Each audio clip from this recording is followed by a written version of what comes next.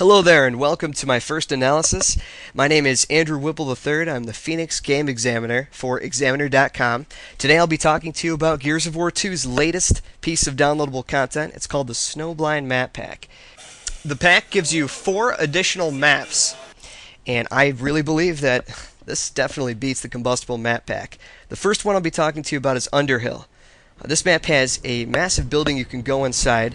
The Scorcher and the Shield are located right across from each other. There's a door that you can open too for easy access. The Shield and the Scorcher never change, by the way. On the sides of the buildings there are grenades. They do switch out with ink. You won't really find yourself going to it too often. I'll tell you why here in a second. As you can see, the map is pretty big. And since you spawn outside in elimination games, you're really just going to be focused on attacking the center.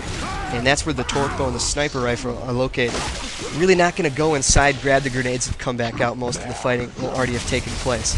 Unless, of course, people are turtling and or defending up here where the mortar is. If you can entrench yourself here, it is extremely tough to get anywhere.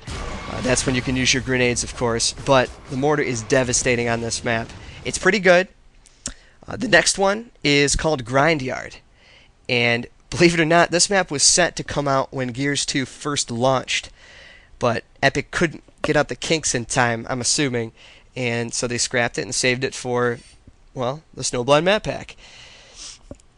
Now, Grindyard there's a lot of cover in this, as you can see. The Scorcher, all the pistols, grenades, they're all located really in the center of the map, and there's only one way up. It switches out up on top here with the boom shot and the mulcher. Both, of course, are devastating from up here. You can see everything. But the worst part about this map is even if you're fighting on the bottom, since you can get up in the rafters or the other locations up there, you can get shot at no matter what. So if you're alone or your team just cannot pick up the slack, it's going to be tough to win certain fights. It's a decent map, but I think it's the weakest one out of all of these. Now, Courtyard is actually my favorite. That's this map right here. The visual style of this is unbelievable. It's one of the reasons why it is my favorite. More so, the map is completely open. There's a lot of places for you to go, and you can hear the fighting and see the fighting regardless of where it is on the map. It actually reminds me a little bit of Escalation, only of course it's a little more accessible going up and down. In the center is the mortar, and it switches out with the sniper rifle. You can also get the torque bow and the boom shot on the bottom, on the opposite side exactly, and there's a building set up, or just some cover, so the sniper can't actually shoot it over there. So that'll definitely help. And inside, right underneath the sniper, are grenades. It's going to be one of the places where people camp. I can just tell, just like in Pavilion. It's what's going to happen, but despite that, I still think this map is incredible.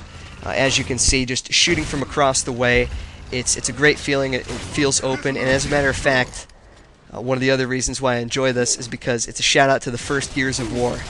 One of the beginning levels, right before you join up with Alpha Squad, that's a rendition of that level. And of course, can't have a map pack without something that we've already seen before. This is a great map. This is Fuel Depot. Of course, Gears veterans are going to love this one. You'll eat it up. It reminds me of Canals. When they redid that one, it's all icy. Of course, same for this one. On either side are torque bows and sniper rifles, set up in the same place they used to be. Hammer, pistols, grenades, they're all in the same places. The hammer's inside. It switches out with the mortar, which I think is kind of a stupid decision. What's the point of having the mortar inside? It takes you forever to get it back out. I suppose if you can get it out and some people actually stay with you, it'd be viable. Really, it's not gonna, though. The other thing people will notice is the explosion. There is hardly any explosion. It's just like the fuel pumps at Fuel Station. There's really... It doesn't have that huge boom from the first game. Really, that's all I can complain about, though. The map is still phenomenal. Strategic setups. You can go inside, go outside, have some people charge through the center, go up to the King Raven. It's awesome. One of my favorite Gears of War 1 maps. Now all they need to do is bring back Raven Down and War Machine. I'd say Clock Tower, but Gold Rush is pretty much the successor to that. Same setup, really. And that'll just about do it. Alright, well, it's 800 Microsoft points. Much better than the combustible map pack. Just overall a great package. Thanks for listening. Until next time.